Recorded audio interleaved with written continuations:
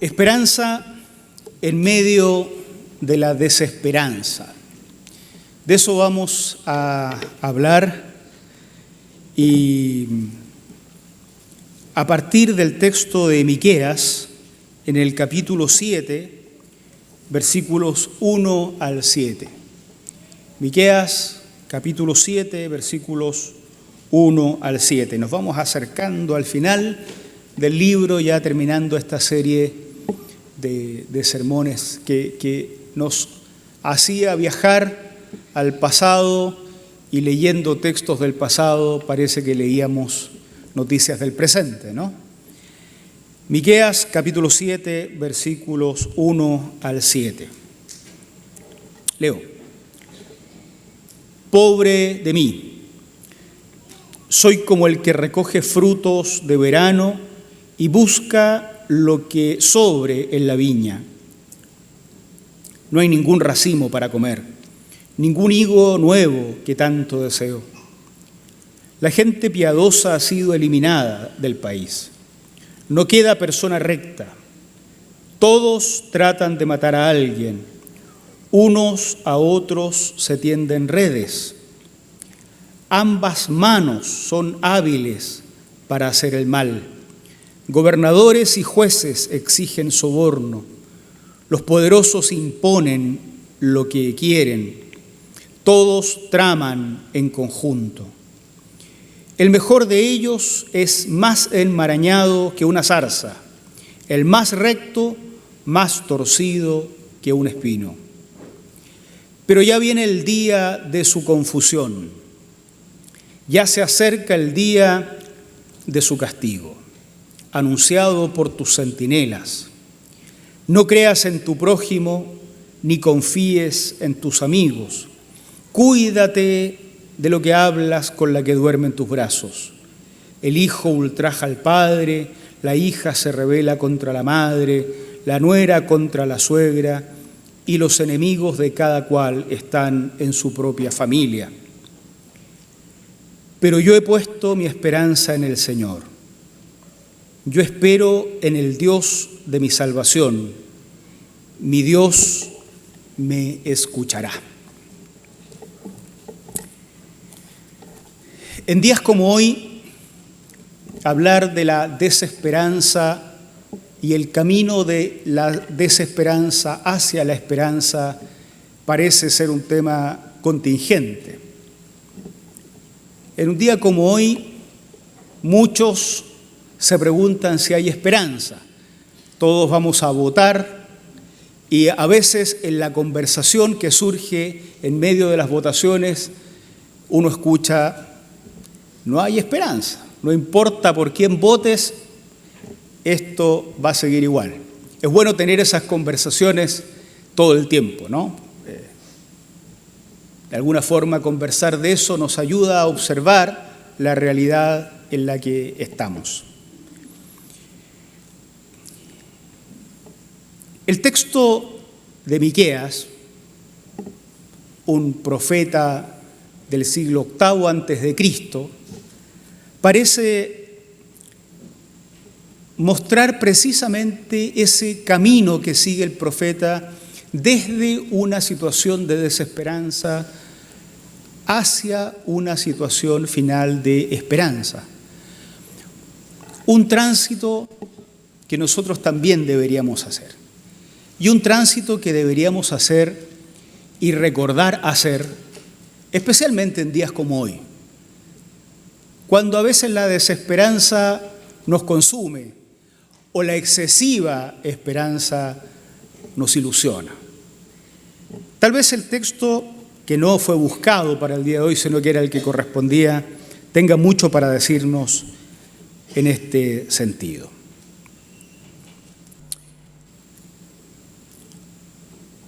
Diferentes aspectos de lo que el profeta Miqueas conoce lo llevan a reconstruir una actitud de esperanza luego de un inicio en que el texto nos muestra que está partiendo desde bien abajo, ¿no? desde mucha desesperanza. Vamos a recorrer el texto vamos a detenernos en las etapas que el texto describe, porque este es un texto poético y pareciera ser que la poesía y algunos más cercanos al mundo de la poética probablemente lo disfrutarán mucho más que yo si lo leen con ese conocimiento. Parece que lo que el texto muestra es un desarrollo. Imaginen ustedes que a veces estos textos se cantaban y parece haber un desarrollo desde un momento de mucha desesperanza hasta un momento en que se reconstruye la esperanza. Y esto tiene que ver con lo que el profeta conoce, con aquellas cuestiones que el Señor va poniendo en el camino del profeta y que van entrando a formar parte del conocimiento del profeta. En ese punto nosotros nos vamos a encontrar con el profeta en estas situaciones. Bien, recorramos el texto. Partamos por el versículo 1. Lo primero que nos encontramos acá es el conocimiento de la realidad en la que el profeta vive. No cabe duda de que el profeta conoce su tiempo, conoce su realidad. Versículo a versículo vamos a ir descubriendo elementos de esa realidad que justificarían para el profeta y también para nosotros una actitud de desesperanza. Miren el versículo 1. El versículo 1 es una especie de declaración de desesperanza. Pobre de mí, soy como el que recoge frutos de verano y busca lo que sobra en la viña. La imagen es la del que va después de que se ha cosechado todo, buscando algo que haya sobrado, lo que no se recogió, lo que se pasó por alto, por error, por generosidad, lo que haya quedado y que no fue recogido. Este va con esperanza, con la esperanza de encontrar algo, con la esperanza de que el error del que cosecha o la generosidad del que cosecha algo haya dejado para rescatar. Yo soy como el que recoge frutos de verano y busca lo que sobra en la viña. No hay ningún racimo para comer, ningún higo nuevo que tanto deseo. Va con ganas, con necesidad y no encuentra nada. El primer versículo es la declaración de la frustración misma. Pero nos vamos a dar cuenta de que el resto de los versículos de esta primera parte son también la búsqueda de algo que no encuentra. Pero lo que parte señalando el profeta es interesante. Es como la plataforma más baja de donde está. Yo buscaba algo con deseo y no había nada. Versículo 2. Empieza ahora a explicar esta misma frustración, pero en lo que él observa de su sociedad. En el versículo 2, lo que busca está en el plano de lo ético. La gente piadosa ha sido eliminada del país. No queda persona recta. Todos tratan de matar a alguien. Unos a otros se tienden redes. No solo en la viña, que era la expresión poética. Yo soy como el que está buscando algo para comer y no encuentro nada. Y ahora empieza a describir su sociedad. Estoy buscando gente buena. Gente que tenga siquiera el más mínimo temor de Dios. Alguien que tenga miedo de hacer todo lo malo porque sabe o porque tiene conciencia de que hay alguien sobre él o sobre ella. Alguien ante el cual algún día habrá que dar cuenta. Pero la gente piadosa, esa que tiene temor de Dios, tal vez exagera el profeta por la licencia poética, pero claramente comunica lo que quiere comunicar. La gente piadosa ha sido eliminada del país. No queda persona recta. ¿Cómo no entrar en la desesperanza si esto es lo que observas de la realidad? Estamos con el profeta, lo abrazaríamos, ¿quién sabe qué le diríamos? Sí, viejo, así son las cosas, ¿qué vamos a hacer?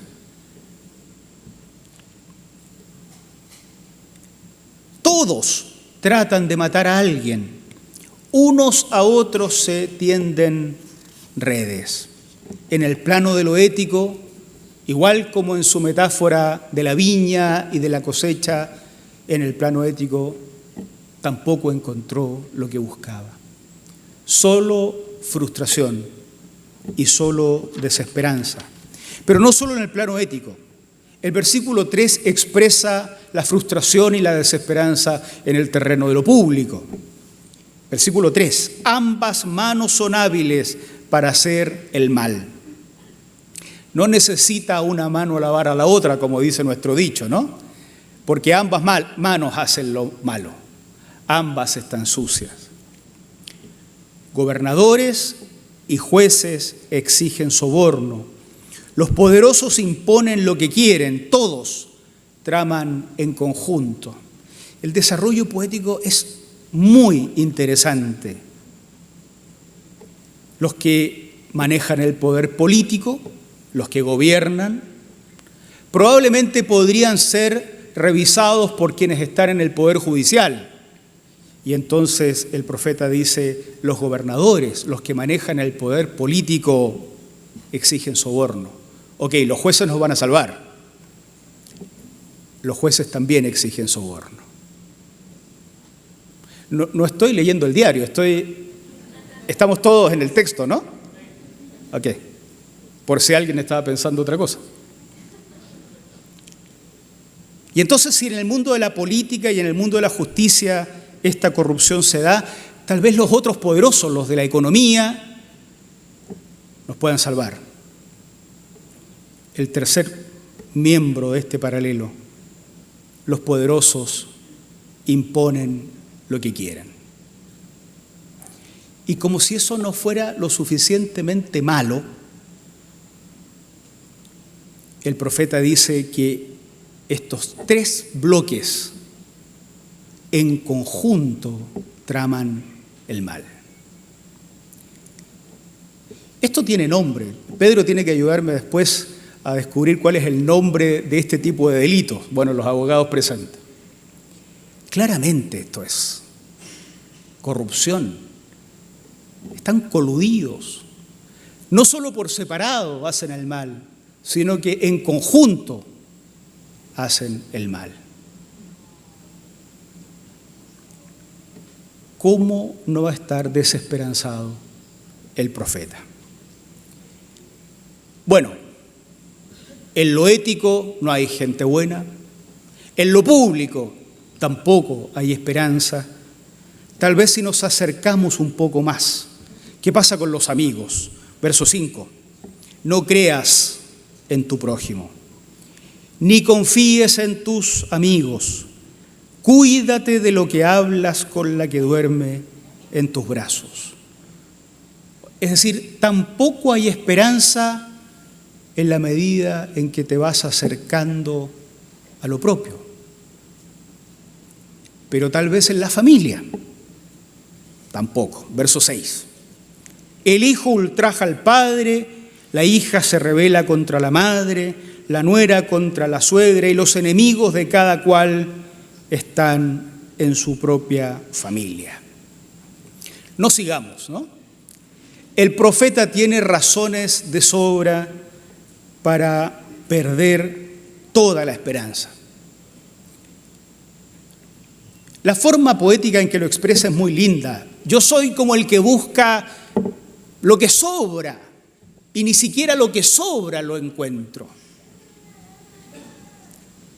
Y si nosotros estuviéramos en el mismo caso, también tendríamos esa sensación. Digámoslo, a veces tenemos esa sensación. No hay esperanza. No importa lo que cambie, nada cambia. Y pareciera que no hay esperanza. Y no es que quisiéramos ser gran cosa, quisiéramos solo vivir, y ni para vivir en paz parece haber mucha esperanza. Bueno, el profeta conoce su realidad, no cabe duda. ¿Qué tanto conocemos nosotros la nuestra? Ya vamos a volver sobre eso. Pero no solo el profeta conoce la realidad. Avanza esta expresión poética y en el versículo 4, que lo leímos, pero vamos a poner el énfasis en la parte B del versículo 4, la segunda parte. Se muestra que él tiene otro conocimiento, no solo el conocimiento de la realidad. El profeta también sabe cómo termina la historia, cuál es el fin de la historia. La parte B, pero ya viene el día de su confusión, ya se acerca el día de tu castigo, anunciado por tus centinelas. Los que hemos venido siguiendo esta serie de sermones, hemos visto que en varias ocasiones en los textos anteriores, Dios ha dicho a través del profeta al pueblo cómo termina la historia. No termina bien para quienes están en la corrupción. Y ese es el segundo conocimiento que el profeta tiene. Él conoce la realidad y eso genera desesperanza. Pero también conoce cómo termina la historia y eso empieza a nivelar este tránsito. Esto comienza a morigerar la tristeza, la frustración que pudo haber generado la lectura de la realidad tan devastadora como la que él hace y que a veces nosotros podríamos hacer también. Él conoce cómo termina la historia y la historia termina con un juicio de Dios para todos aquellos que en esta sociedad, en estos tiempos, se comportaron como aquellos que ocasionan la desesperanza del profeta. Es decir, no es que el profeta se sienta después de esto y toma palco esperando que alguien le haga una película sobre el fin de los tiempos. El conocimiento del futuro lo que genera es que el profeta no se equivoque al tomar la vereda equivocada, ¿no? Él sabe en qué vereda debe estar parado, porque conoce el fin de la historia. ¿Qué tiene de inteligente compartir con los injustos si sabemos en qué termina la injusticia? ¿Qué tiene de inteligente abrazar a esos poderosos y a esos corruptos? ¿Qué tiene de inteligente ponerse en el lado de los que oprimen a su prójimo si ya conocemos cómo termina la historia de quienes están en esa vereda? El profeta tiene este conocimiento y ese conocimiento del fin de la historia comienza entonces a nivelar su trayecto. Sin embargo, es el conocimiento que se expresa en el versículo 7 el que restituye toda la esperanza perdida por la observación de la realidad. Miren ustedes el versículo 7. Pero yo he puesto mi esperanza en el Señor. Yo espero en el Dios de mi salvación. Mi Dios me escuchará. Si hay algo que el profeta conoce mejor que su realidad, mejor que el fin de la historia, es al Señor. Entonces el profeta sabe que Dios lo escuchará. Nadie puede saber que Dios lo escuchará si no conoce al Señor. Conocer al Señor es intuir lo que a Él le agrada, es intuir la vereda en la que Él está, es saber en qué camino debo yo transitar el profeta conoce al Señor y ese pero que aparece al comienzo es significativo. Este adversativo, todo lo anterior puede ser. Todos los espacios de desesperanza pueden ser. El fin de la historia lo conozco. La realidad no siempre cambia por conocer el fin de la historia. Pero, mi esperanza no estaba en estas cosas. Mi esperanza está en el Señor. Y yo espero en el Dios de mi salvación. Y sé, porque lo conozco, que mi Dios me escuchará. Déjenme repasar algunas cosas como consideraciones finales. Nosotros necesitamos conocer nuestra realidad. Un camino equivocado que la Iglesia tomó por siglos y en algunos lugares se sigue tomando es escapar de la realidad.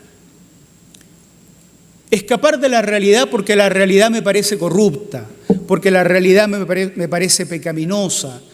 Entonces escapo de los espacios y me escondo en una especie de monasterio espiritual, intimista, donde nada más existe y solo estoy Dios y yo, pero en cuanto abro los ojos me doy cuenta que la realidad sigue ahí.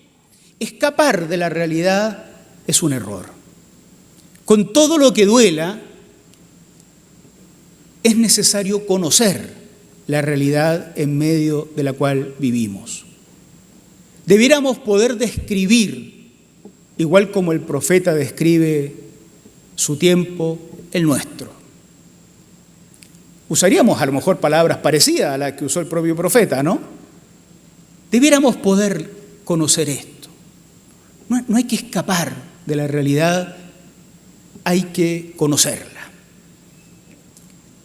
Pero nosotros también debemos conocer el fin de la historia.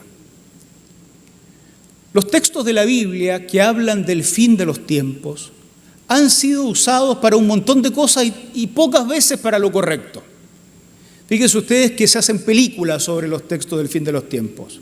Se pelean las iglesias sobre los textos del fin de los tiempos. Se pelean los hermanos y tratan de adivinar en qué fecha es que el Señor va a clausurar la historia. Es un error. Los textos que hablan del fin de los tiempos, todos diversos, unos muy distintos que otros, todos coinciden en describir aquello que será premiado y aquello que será castigado. Los textos que hablan del fin de los tiempos están al servicio de modificar nuestro presente. No tienen la finalidad de que tomemos palco y hagamos un lindo dibujo con fecha y todo de cómo van a acontecer las cosas.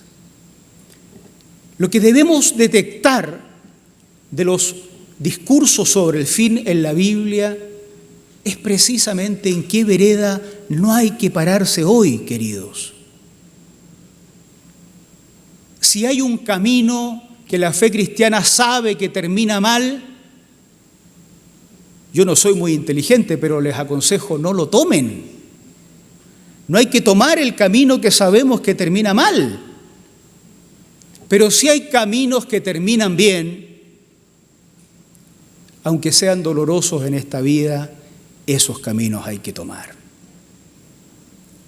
El objetivo de los discursos del fin de la historia que aparecen en el Antiguo y en el Nuevo Testamento buscan que en el presente, el de los profetas y el nuestro, hagamos lo que sabemos que Dios bendice y evitemos lo que sabemos que Dios castiga.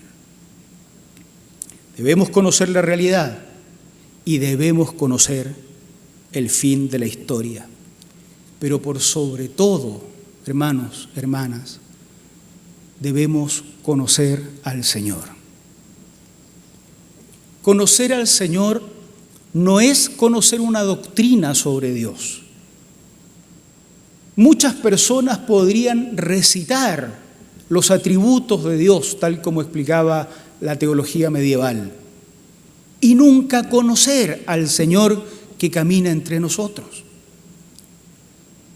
Podríamos conocer de los libros las cosas más maravillosas que se dicen de Dios. El lenguaje humano ha inventado todo lo más grande que puede para hablar de Dios. Y podríamos conocer todas esas descripciones preciosas y nunca haber conocido al Señor en la cercanía. Por ejemplo, para decir, yo sé que Él me escuchará, como dice el profeta. Lo sé. No porque haya un libro de teología que diga Dios escucha, sino porque de tanto vincularme con Dios, de tanto caminar y transitar la vida junto a Dios y en la dirección de Dios, ya sé cómo es. Lo conozco. Los escritores bíblicos me cuentan historias de Dios, pero hay otras que las vivo diariamente con Dios, entonces lo conozco. Por eso, después de mirar por la ventana, uno se deprime, uno se queda sin esperanza y cuando vuelve a entrar dice, pero yo sé cómo es Dios. Y recobras la esperanza. No quiero usar la expresión, a veces la uso, pero hoy no quiero usarla, esa de pasar tiempo con Dios. Como si fuera posible que otros tiempos no los pases con Dios, ¿no? Pasa un tiempo con Dios y después queda liberado y puede seguir viviendo sin Dios el resto del tiempo. No, nosotros no pasamos tiempo con Dios, nosotros vivimos en la presencia de Dios. Y vivimos en la presencia de Dios cuando estamos en silencio, cuando podemos entrar en nuestro cuarto, pero también cuando estamos en el metro apretado en la mañana, ¿no? O en la micro, o en la fila para votar. En la presencia de Dios estamos todo el tiempo. Por lo tanto, toda nuestra vida ha de ser tiempo con Dios. Eso no significa que no debamos darle espacio a la reflexión detenida. Lo que estamos haciendo hoy, una especie de paréntesis en medio de nuestra vida agitada para detenernos y meditar en la palabra. Lo que hacemos durante la academia bíblica, cuando invertimos tiempo, lo que hacemos cuando nos tomamos un café y miramos la realidad a la luz de lo que conocemos del Señor. Todos esos tiempos son tiempos en la presencia de Dios, son tiempo con Dios, pero también lo son los otros que vivimos apretados por ahí en los trabajos, en diferentes lugares. Un himno precioso decía, a solas al huerto yo voy cuando duerme aún la floresta. Y sí, mis bisabuelos tenían un huerto enorme con árboles donde podían ir y orar. No sé dónde vas a encontrar un huerto en Santiago así, pero la expresión poética es hermosa. Pero el tiempo con Dios no depende de un huerto. No depende de un árbol, no depende de un silencio. Conocer a Dios es vivir con Dios todo el día y todos los días, cuando reímos y cuando lloramos, cuando estamos en silencio y cuando no lo estamos. Ni el huerto trae a Dios, ni el ruido aleja al Señor de nosotros. Pero hay que conocer a Dios, conocer la realidad. Y entonces nos empieza a picar la desesperanza, conocer el fin de la historia y entonces se nivela un poco la desesperanza, conocer al Señor y entonces recobramos la esperanza. El tránsito desde la desesperanza que produce la realidad a la esperanza que produce el Señor y solo el Señor es una experiencia muy atestiguada en la Biblia. Tal vez no haya un profeta en la Biblia que no haya vivido su tiempo de desesperanza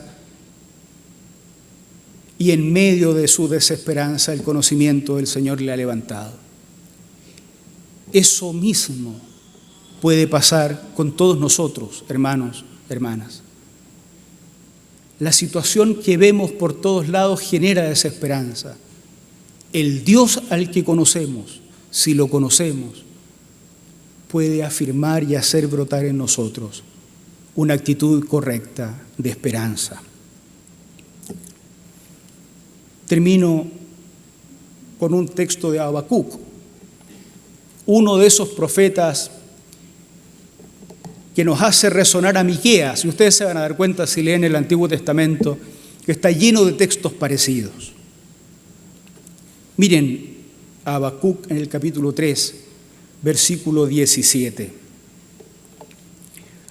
Aunque la higuera no florezca, ni haya frutos en las vides, aunque falle la cosecha del olivo y los campos no produzcan alimentos, aunque en el redil no haya ovejas, ni vaca alguna en los establos, aún así yo me regocijaré en el Señor, me alegraré en el Dios de mi salvación.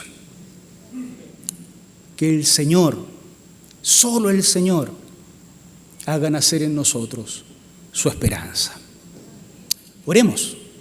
Pónganse ustedes de pie, por favor.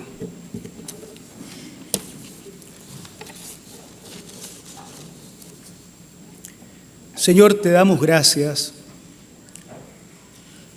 por permitirnos reflexionar